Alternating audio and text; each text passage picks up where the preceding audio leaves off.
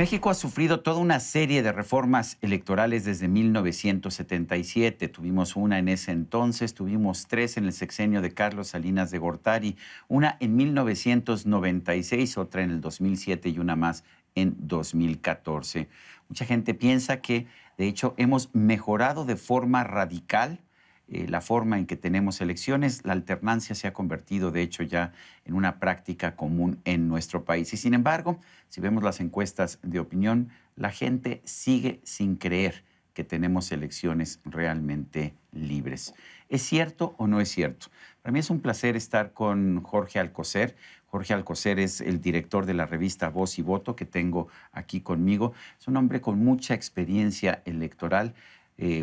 Quizás usted lo recuerda, pero hace años lo entrevistaba acerca de todas las trampas, acerca de todos los trucos que se utilizaron en la elección de 1988 para realizar un gran fraude electoral. Voy a estar hablando con Jorge Alcocer. Él fue operado hace unos meses de la garganta y va a hablar a través de un aparato maravilloso que realmente nos permite hacer una traducción de las vibraciones de su faringe a una voz electrónica. Y bueno, pues para mí siempre es un privilegio, Jorge, porque te admiro mucho, a pesar de que hemos tenido grandes diferencias también. Gracias por estar con nosotros. Gracias por la invitación, Sergio. Es un gusto estar aquí. Y bueno, pues esta voz electrónica, espero que el teleauditorio, tu teleauditorio, la pueda captar bien. Lo que me interesan son las ideas. Hemos visto, por ejemplo, una encuesta del periódico Reforma que nos dice que el 60% de la gente piensa que el INE no está preparado para hacer las elecciones del 2018 y el 55% piensa que el INE está supeditado al gobierno y que por eso no es de confiar. Realmente, después de tantas reformas, pues seguimos estando igual que en 1988. No, de ninguna manera.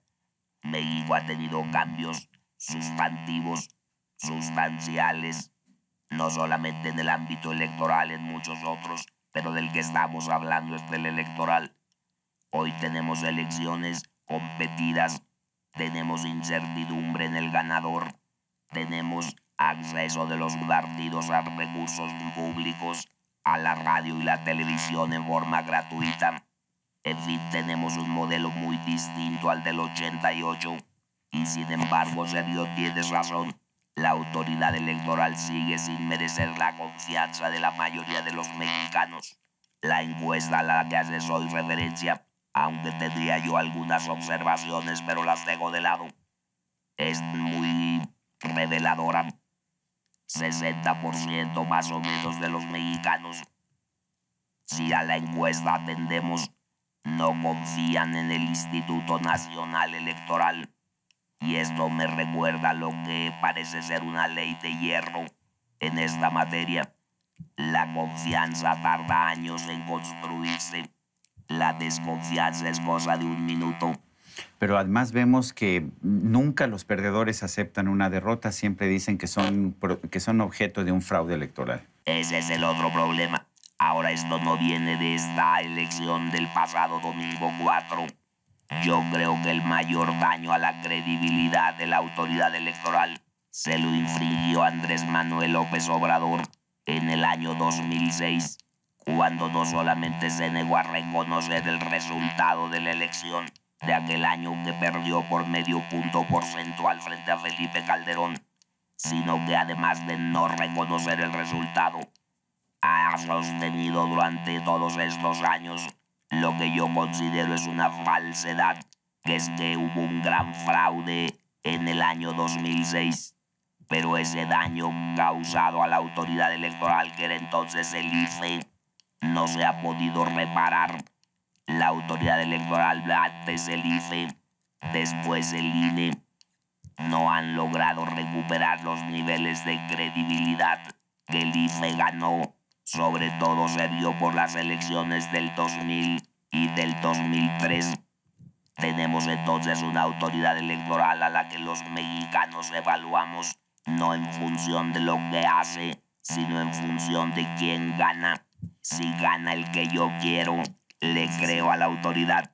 Si pierde el que yo quiero, entonces la autoridad hizo fraude. Mal andamos en nuestra educación cívica. Si esa es la manera en cómo evaluamos a nuestras instituciones, es como evaluar a los jueces. Si me dio la razón, qué buen juez. Si no me la dio, mendigo juez. Pero así juzgamos, por ejemplo, a los árbitros en los equipos, en los partidos de fútbol, o sea que esto lo hacemos con mucha frecuencia. Pero a ver, si yo veo los resultados de las elecciones en 2015 y en 2016, la mayor parte de las elecciones, el 62%, fueron ganados por partidos que estaban en oposición. A mí me enseñaron de chico que la alternancia de partidos en el poder era la prueba de fuego de la democracia. ¿Estamos o no estamos en una democracia? Yo creo que estamos en una democracia. Alguien dice de vaga calidad. Puedo coincidir. Se gasta mucho. Cuestan mucho los partidos políticos. Los procesos electorales son todavía muy complicados. Seguimos haciendo complicado lo que debería ser sencillo. Pero en general, yo creo que nuestra democracia ha producido dos valores muy positivos. Uno es la pluralidad.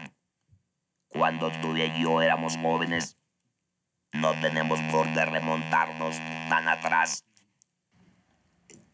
No nos quedaba duda de quién iba a ganar la elección. En 76, José López Portillo fue electo con el 100% de los votos. Porque fue candidato único. Decía don Pepe López que si nada más su mamita hubiera votado por él, de cualquier manera hubiera ganado. Esos tiempos quedaron atrás, en serio. Pero lo que no logramos es construir la confianza y solidificarla, hacerla permanente, porque la autoridad electoral la hemos recargado. Y esto que voy a decir es autocrítica, porque me tocó participar a lo largo de todos estos años en la mayoría de las reformas a las que hacías referencia.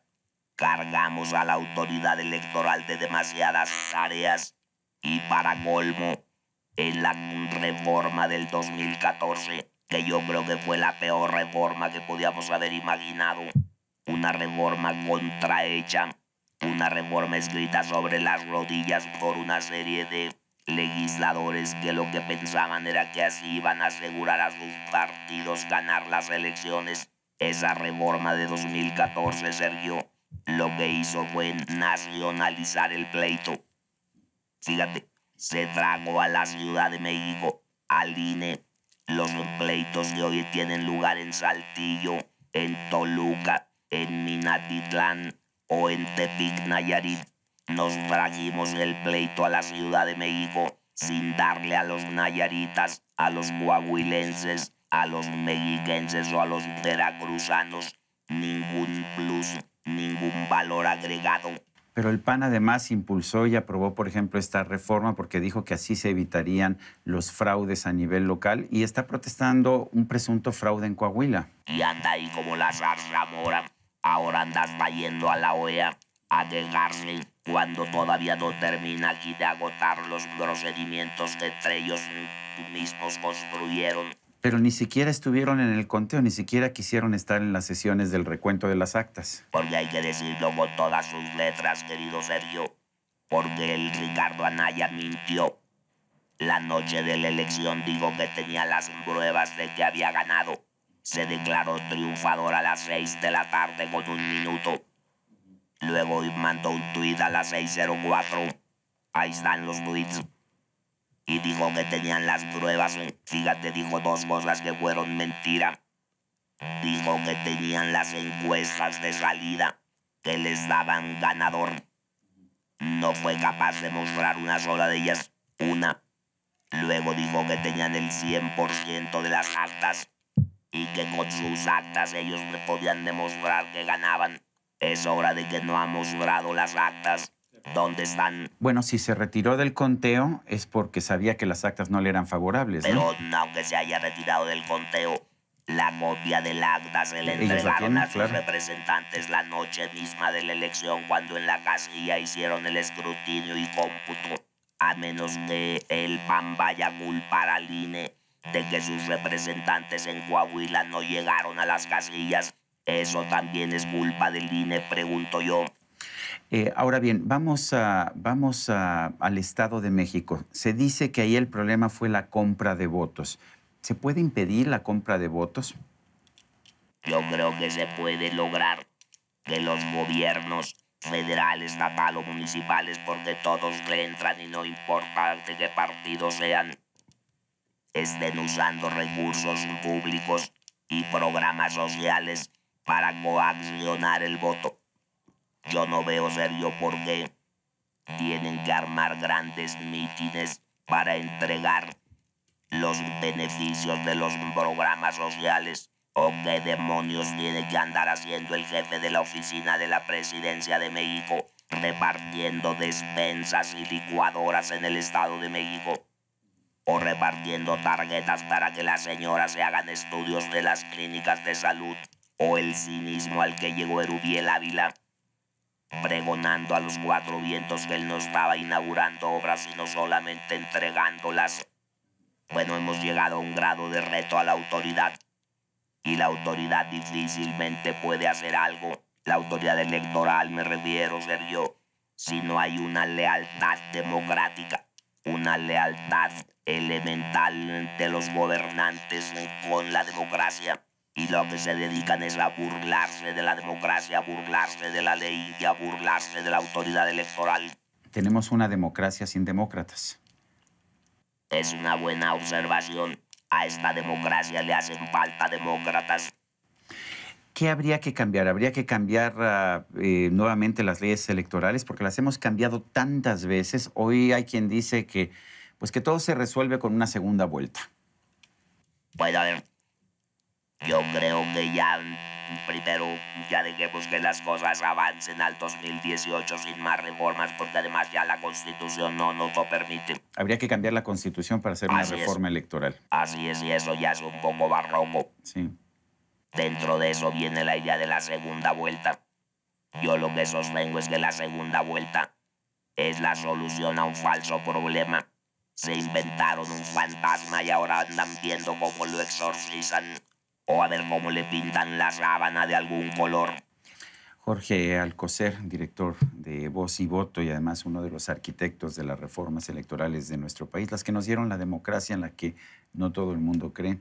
Gracias por estar con nosotros en la entrevista. Sergio, muchas gracias. Un gusto. Gracias a usted por escucharnos y vernos y no se le olvide. Nos vemos la próxima.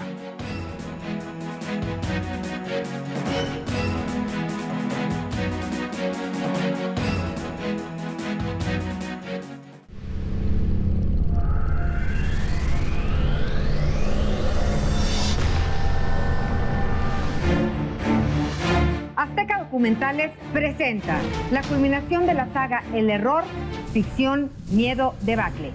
En 1995, ante la caída del poder adquisitivo, los bancos registraron carteras vencidas que los ahorradores no podían solventar.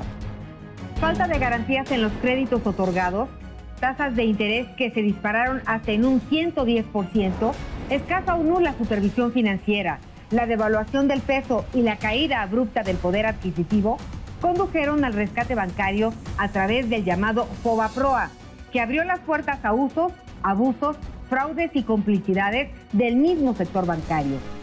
¿Rescatarlos era la única opción? No se pierda la culminación de esta trilogía, una apuesta de Azteca Documentales por ofrecerle a usted contenidos de calidad. El Error, ficción, miedo, debacle. Sábado 1 de julio, 11:30 de la noche. Azteca 13.